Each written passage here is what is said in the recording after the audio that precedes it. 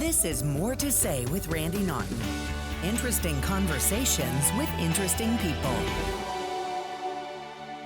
We welcome you into another edition of More to Say with Randy Naughton. Yeah, no, I'm not retired. I've got more to say after a 40-year TV news and radio career. I've got a lot more to say. That's why we're having these interesting conversations with interesting people. Of course, we have to thank our sponsors of this podcast, the Lemp Mansion in St. Louis, one of the most haunted places in all of North America. Events, happenings, meals, you name it, they've got it all. Go to lempmansion.com. Team Jakey, which is a local mental health organization hoping to end the stigma of mental illness and, of course, doing their best for suicide prevention as well. STL Medical Weight Loss, Dr. Joe Molesky and his team can help you find a better you in as little as 90 days. So they're terrific as well. And, of course, the Mostly Superheroes podcast with podcast host and our podcast partner, Logan Janis. So today we're going to talk to someone who I've spoken to numerous times, not only when I worked on TV, but when I was on the radio,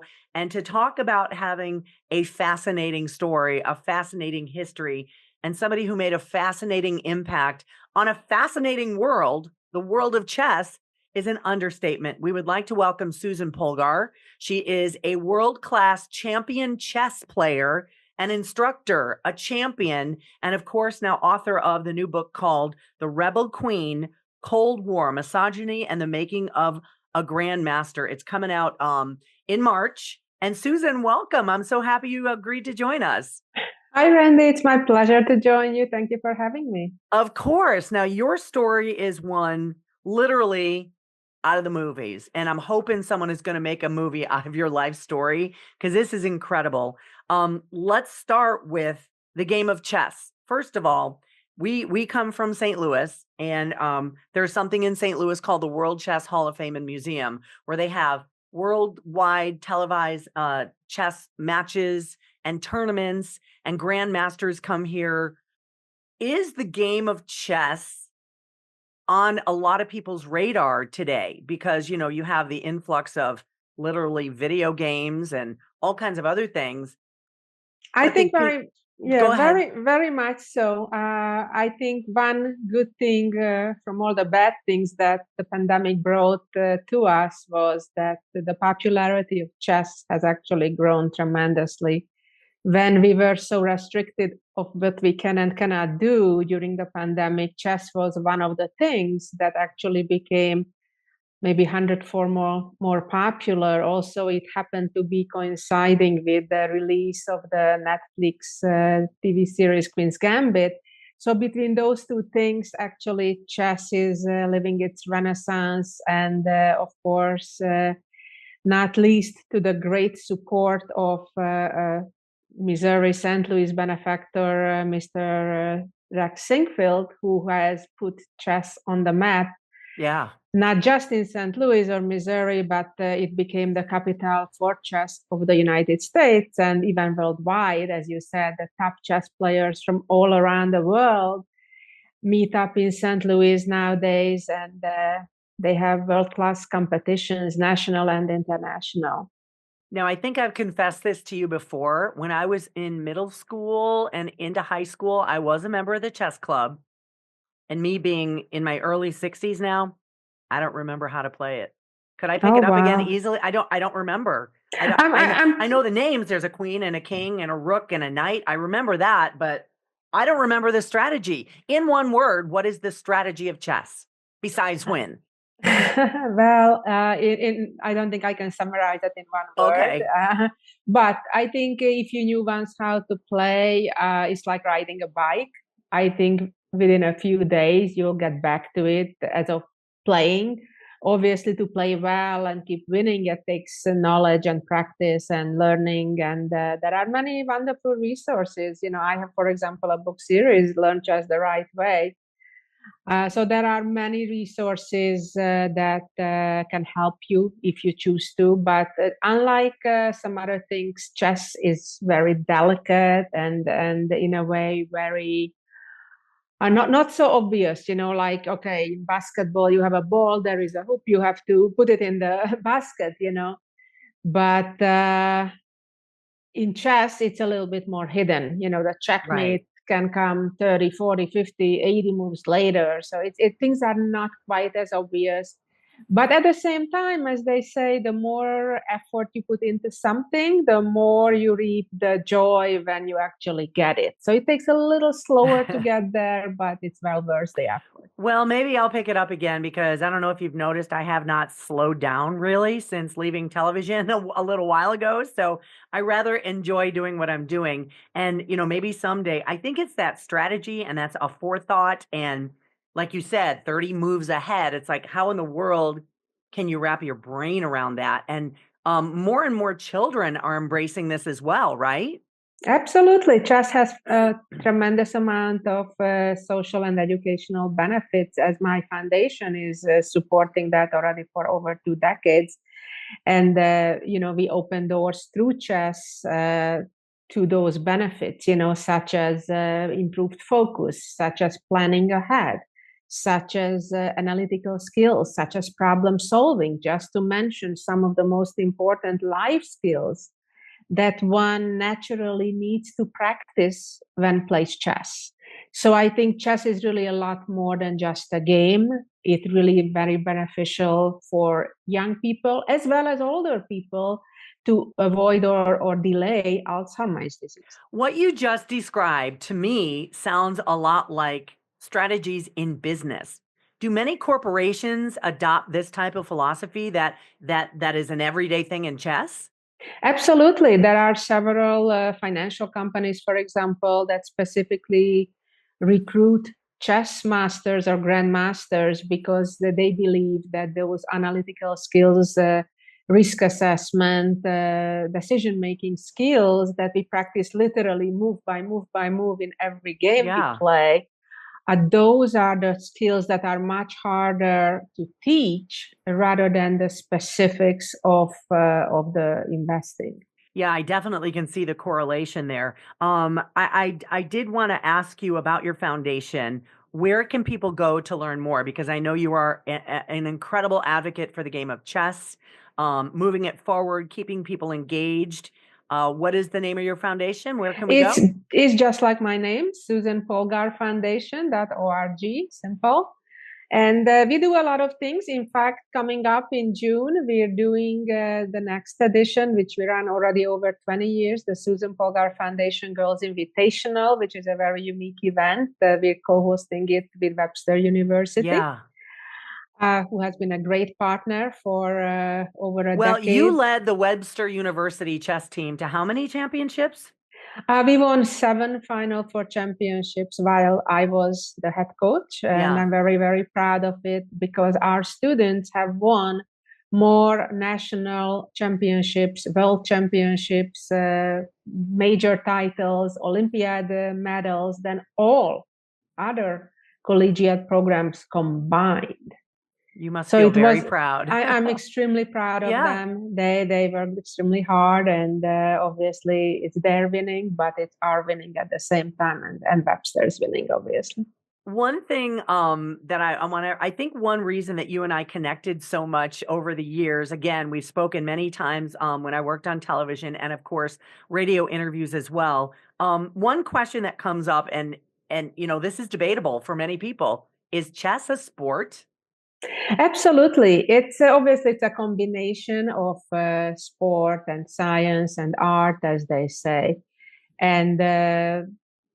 Believe it or not, but when one plays a chess game that can last 6, 7, 8 hours, it's physically demanding quite a bit as well. Yeah.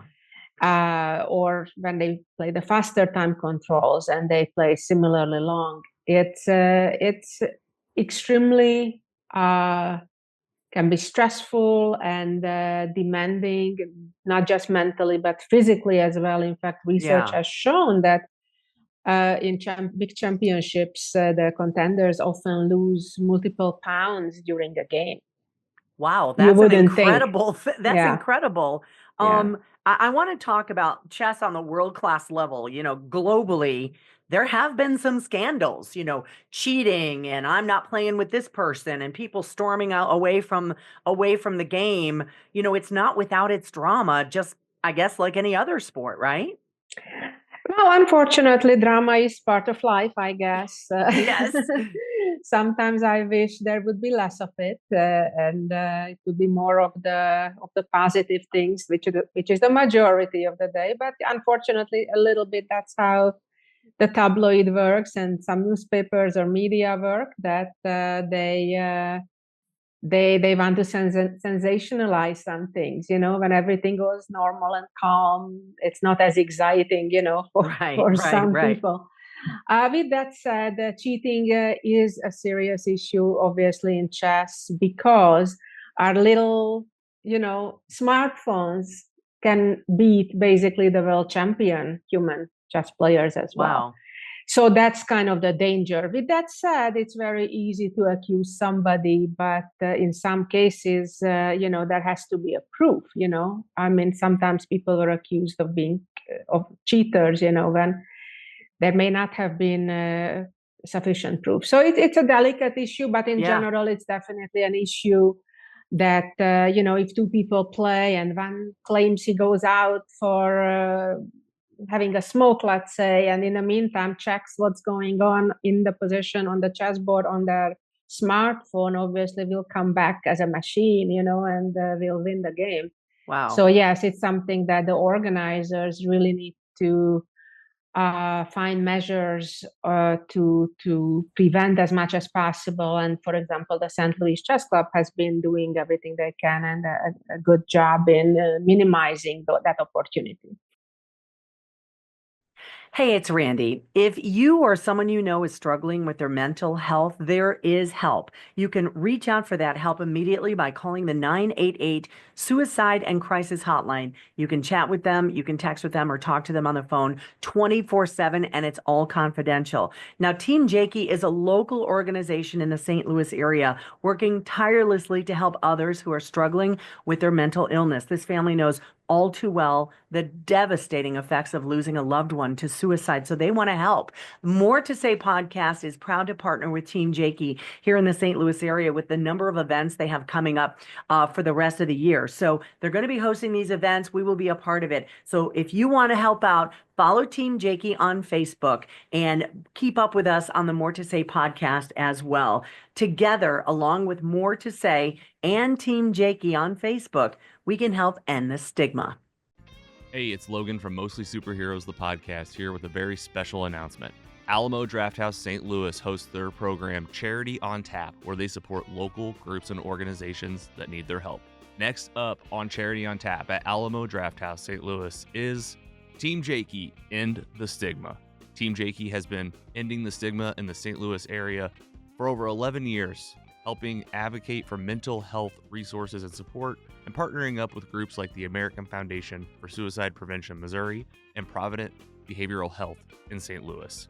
And it's not just Alamo Drafthouse teaming up. We, of course, have our friends Four Hands Brewing Company helping us out as well.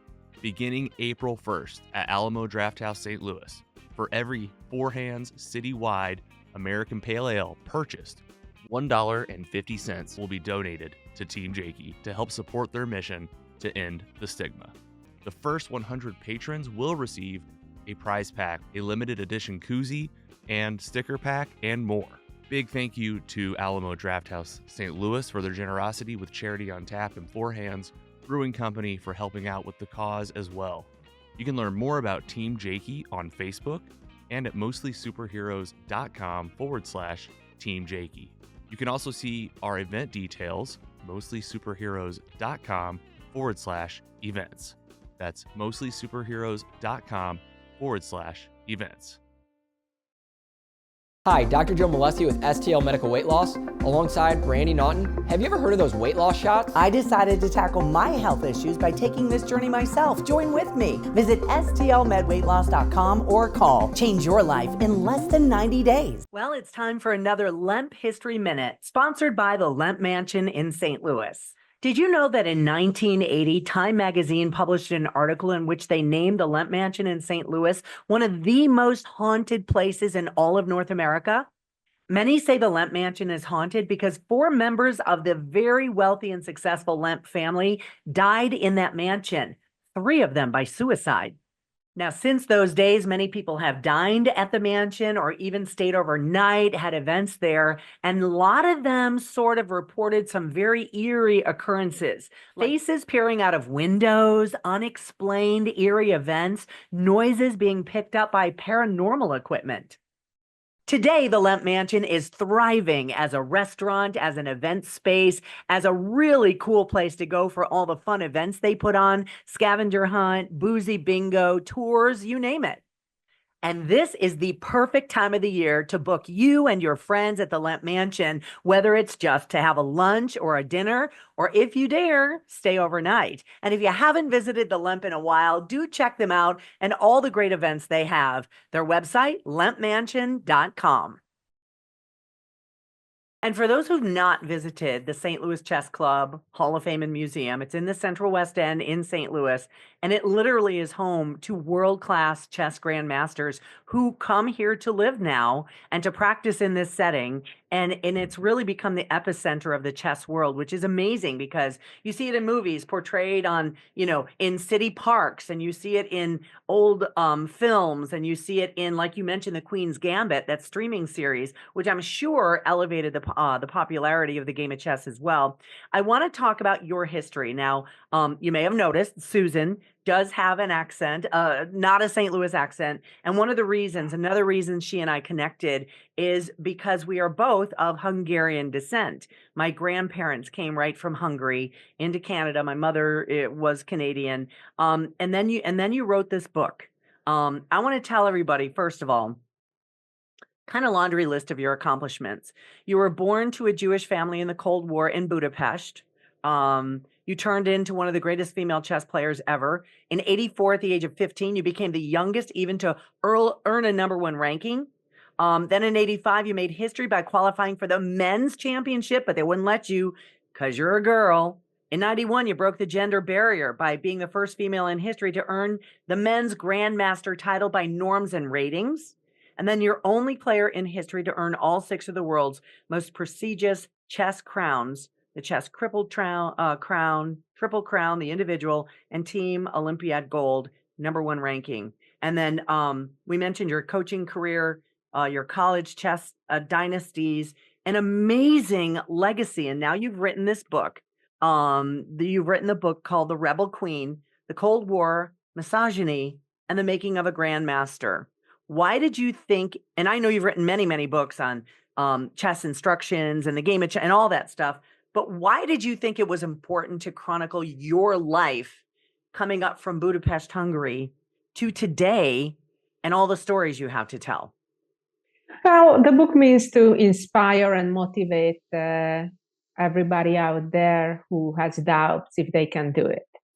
Because, my story and all the discrimination and challenges and roadblocks and sexism and everything else I had to go through. And if I could overcome all of that, anybody can. So that's basically the message of the book, that nothing is impossible. I'm hoping to as I said, motivate, inspire, empower the girls, the women who come after me and in the future, that by reading this book, they see that, no, it wasn't easy. No, it's very, very hard. It takes a lot of passion, a lot of hard work, and a lot of perseverance to get where I got. And it's not that I was born with this unique talent and, I could just walk in the park and go to the beach and become a world champion. No, it takes a lot of hard work. So I think that's the message that I'd like to share and hopefully inspire some people. What was it as a young girl that drew you to the game of chess? Well, I was very lucky. I coincidentally found the chess pieces, and at first I just thought they were cute little figurines, the little horsey and the queen and the king, all those things. But I was very fortunate that my father was a visionary, and he had this theory that believing that any healthy born child is a potential genius, high achiever. And he also had the skill as a trained psychologist to teach me in a way that was fun and at the same time give me his passion for chess. While he was not a competitive chess player, really, he just liked the game. He didn't even have anybody to play with at home because my mom didn't even play at all. But he had this vision and his dream to prove his theories. And he was very happy that when I discovered the chess pieces coincidentally, he thought, wow, this is amazing because chess is exactly a tool that's easily measurable, right? You either win or you lose. And it's low cost. All you need is a chess set, which is not expensive at all compared to having a piano or getting tennis court time or whatnot, right? It's individual sport, so you can do it at the confinement of your own home, or you can play in parks, or in Hungary even in the spas. You can play anywhere. And so between all of those things, and it doesn't matter your build or height or economic status or gender.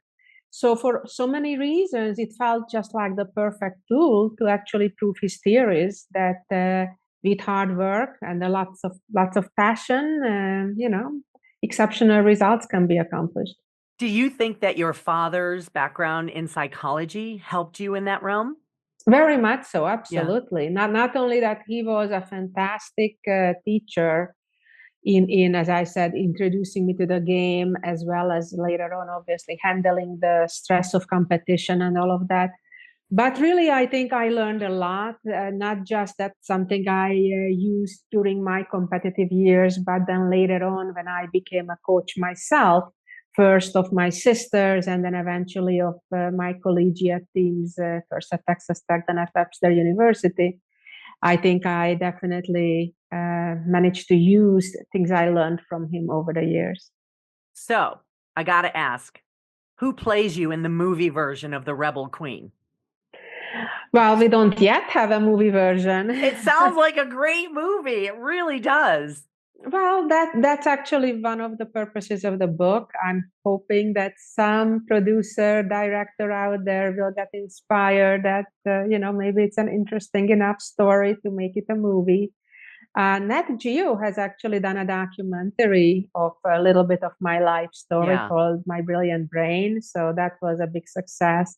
But I'm really hoping that, especially in view of the Oscars that we just saw, that one day it will be a feature story as well, mostly to inspire even more people than the book will. That'd be awesome. But Susan, in fairness, you did not answer my question. Who stars as you in the movie? And your dear friend Randy, of course.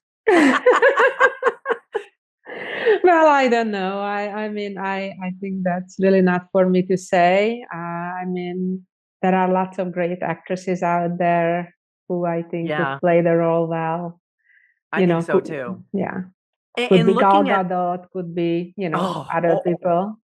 She was on the Oscars last night, and yes, it's going to take somebody with a brain that can embrace the game of chess as well. So, while I probably could be a decent actor, I don't know if I could be a decent chess player, or maybe I could act like I'm a decent chess player. I have no idea. But in your book, you chronicle everything that came up. Obviously, the misogyny, where you were as good as any man playing the game, but you weren't allowed to be recognized because you're a woman. You were threatened. You were intimidated. You were physically assaulted. Did you ever say, okay, I'm out. I'm giving this up. This is not worth it? It definitely crossed my mind because of everything I had to endure. But in those moments, I remembered what my grandma told me, my maternal grandma, who was a Holocaust survivor. And when I was complaining to her that, oh my God, look what happened, how unfair, why it's happening to me, she reminded me that if you think this is tough, you have no idea what tough is. And she, like you said, a Holocaust survivor, right? Exactly. Perspective. That was exactly. So she reminded me, she put it in perspective. And, after that, those conversations, I always kind of said, okay. It's not so bad. I can deal with this. Let me just keep working harder. Eventually, the truth will prevail. Eventually, I'll break through, which eventually I did. Well, I think I could probably talk to you all day long, but unfortunately, we're running out of time, Susan. For people who are interested in following your story, maybe taking up the game of chess, maybe starting a chess club, talk about your foundation again. What resources are there? Yeah, the Susan Polgar Foundation, we have a website by that name.org. We support starting chess club by sending some learning materials, things like that. Just reach out to us through the website. There are actually lots of even free resources out there nowadays as of learning materials as well. And chess is a wonderful, wonderful game that can enrich the people of anyone. Yeah, and definitely a life changer, no doubt. And the documentary on National Geographic, Nat Geo, is called My Brilliant Brain. And Susan's story is in the book called, her memoir is called Rebel Queen, The Cold War, Misogyny, and the Making of a Grandmaster. Is that available wherever you get your books? It's being released March 11. And as of March 11, it's obviously on everywhere, Amazon or Walmart. Target. Anyway. I'm rooting for the movie. I cannot wait because Thank I know you. that you and I have talked a long time and your story is beyond fascinating. And hopefully you've inspired people to say, you know what, a chess game is not that expensive. And like you said, it can run any race, any people of color, any socioeconomic category, anybody can do it, which is, you can't say that a lot about a lot of things these days. So you have definitely left your imprint on the game of chess. And by all means, if you are in St. Louis, visit the Chess Hall of Fame and Museum in the Central West End. When I tell you it is indeed the epicenter of the world of chess, it 100% is. So Susan, I cannot thank you for joining us today. What an enlightening conversation.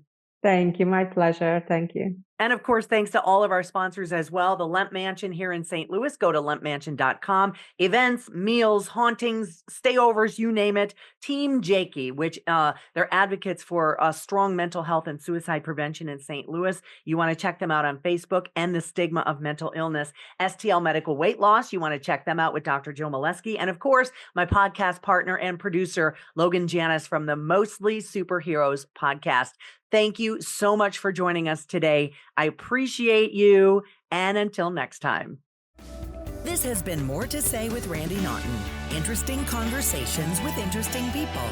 Be sure to like or subscribe wherever you get your podcasts.